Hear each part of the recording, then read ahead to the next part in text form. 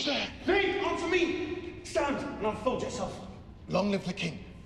Bernardo, He. you come most carefully upon your hour. 'Tis now struck 12. Get thee to bed, Francisco. For this relief, much thanks. 'Tis bitter cold, and I am sick at heart. Have you had quiet guard?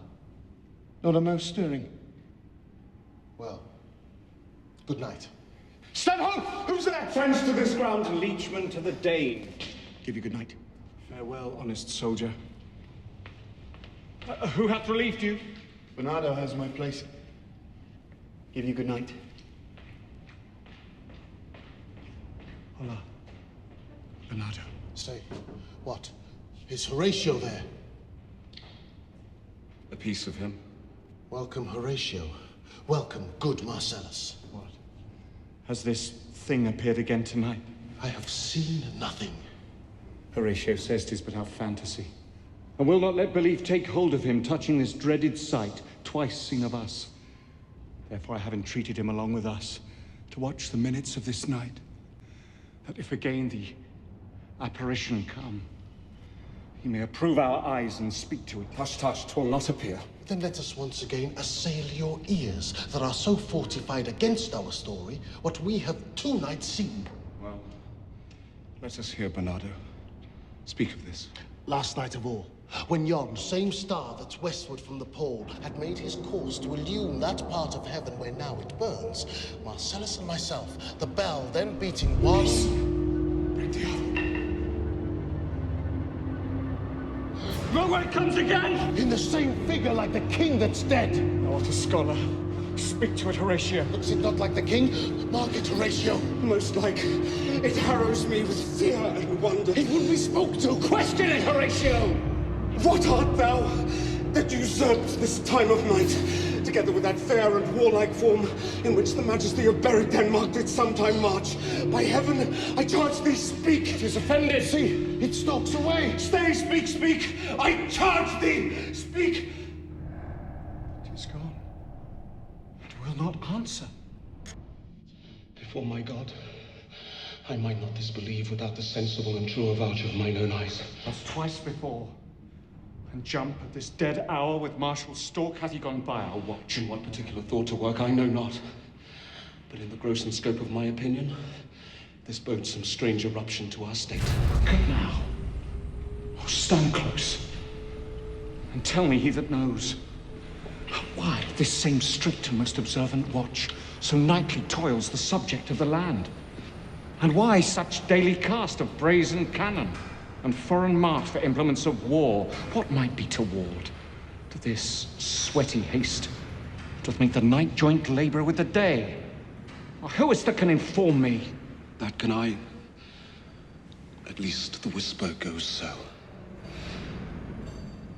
Our last king, whose image even but now appeared to us, was, as you know, by Fortinbras of Norway, dared to the combat, in which our valiant Hamlet did slay this Fortinbras, who thus did forfeit with his life all these his lands.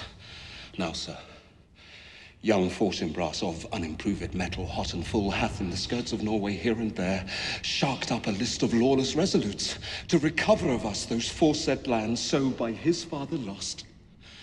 And this, I take it, is the main motive of our preparations, the source of this our watch, and the chief head of this post-haste and rummage in the land. Soft, behold! Lo, where it comes again. I'll cross it though it blast me. Stay, illusion. If thou hast any sound or use of voice, speak to me.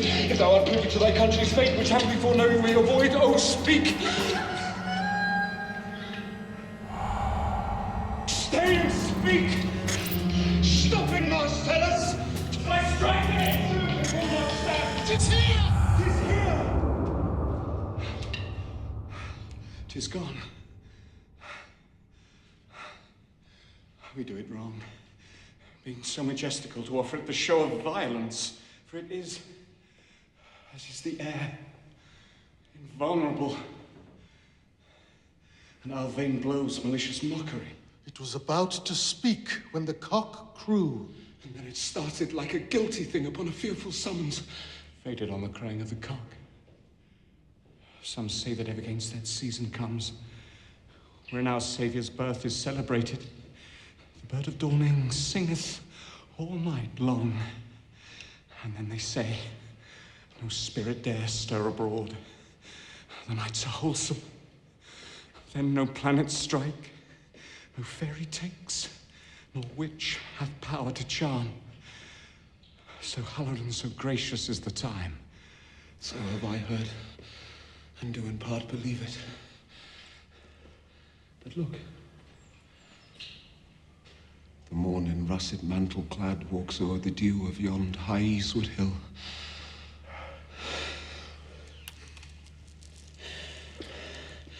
Break we our watch up, and by my advice, let us impart what we have seen tonight unto young Hamlet.